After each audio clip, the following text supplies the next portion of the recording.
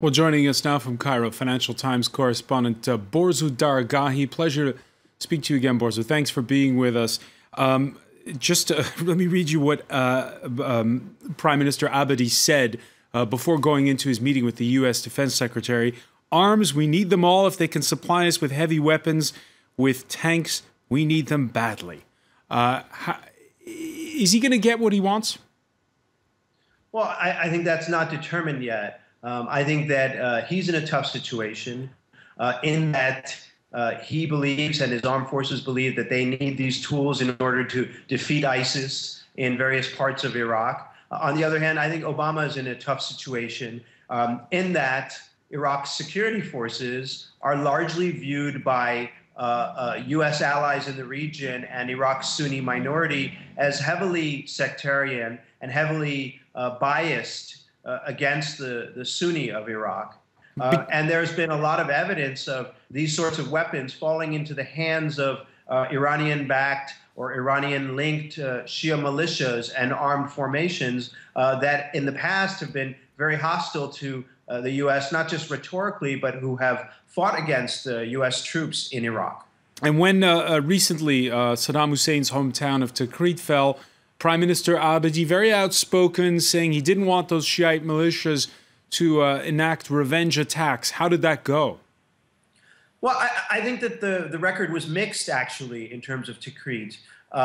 There were some reports of minor atrocities, nothing major. There was a Reuters report of an Egyptian foreign fighter who was lynched. I don't think he'll get a lot of sympathy from Iraqis. He wasn't even an Iraqi. On the other hand, there are very credible reports that the Shia militias looted and torched people's homes in neighborhoods that are known as strongholds of supporters of the regime of the deposed dictator Saddam Hussein. And this is very worrying and this is very troubling. On the other hand, you didn't have the sort of wholesale massacres of Sunni civilians that many had feared.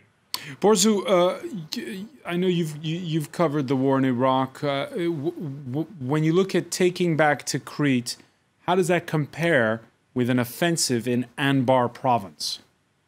I think it's two very different animals. For one thing, Tikrit has some urban centers, including Dujail, Balad, and Samarra, that have significant Shia populations, or at least Shia sites that are very coveted by the country's Shia majority. And so you're going to have a lot more eagerness on the part of the Shia-dominated security forces and the volunteer or militia forces to take Tikrit and surrounding Salahuddin province. What you have in the case of Anbar is a 100% Sunni province that has been hostile to the Shia rule in Iraq since 2003, since the deposing of Saddam Hussein. And so you're going to have a very, very different population there, a very different attitude on the part of the population. On the other hand, there's some good aspects to Anbar in that there is already a very significant part of the population, of the Sunni population, that is fighting tooth and nail against ISIS in places like Ramadi and other towns. And so you won't have the effect of Sunni volunteers joining the Shia forces, as was the case in Tikrit. You'll actually have Shia forces, Shia militias, helping out an already ongoing fight that is being, at least for now, led by regular Iraqi forces and Sunni volunteers and tribal forces. And does Prime Minister Abadi have what it takes to convince Sunnis there that he's on their side? I think a lot of people, I mean, I was just in Iraq a few weeks ago. I think a lot of Sunnis think that he's a decent guy. They like what he has to say. It's a refreshing change, they say, from the rhetoric of Nouri Maliki, his predecessor. They like his policies. They like his decrees. They just wonder whether anything is going to happen on the ground. They wonder whether he has the authority and the power and the clout to implement his vision, to implement his policies, or whether he is being constantly outmaneuvered by entrenched former Shia leaders such as Nouri Maliki himself and other politicians, as well as the Shia militias that are growing as a political force in Iraq. And how did his trip to Washington go on that score? Well, I mean, it remains to be seen. I think he made his case to various policymakers, and I think that the Obama administration expressed its concern, and we'll see how that plays out in the coming weeks. I think that the U.S., as long as it doesn't see a sort of crisis situation developing, as long as it doesn't see, for example, a kind of ISIS breakthrough in what is a really solidified stalemate at this point in large parts of the country, it's not going to take the risk of handing over more Apache helicopters or Abrams tanks to a Iraqi armed force that it doesn't really trust at this point.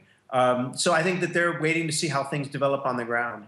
All right, and on that point, of course, the visit's not over yet. On that point, Borzou, I'm seeing a dispatch report that south of Beji, the Islamic State group this Wednesday launching its own offensive in Anbar province.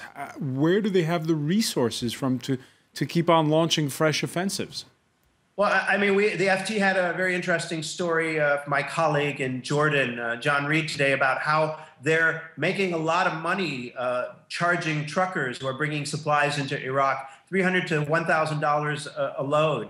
So they're making money. They still have sources of revenue, even though oil prices are down, even though the coalition has been hitting the ISIS economic infrastructure, including oil infrastructure. They still are able to have money, and they seem to have this bottomless supply of heavy weaponry and recruits that they use to launch offensives, including the one that began yesterday against Iraqi forces in Anbar province, especially around Ramadi. This is going on right now, where Iraqi forces are being challenged by ISIS in the capital of Anbar province.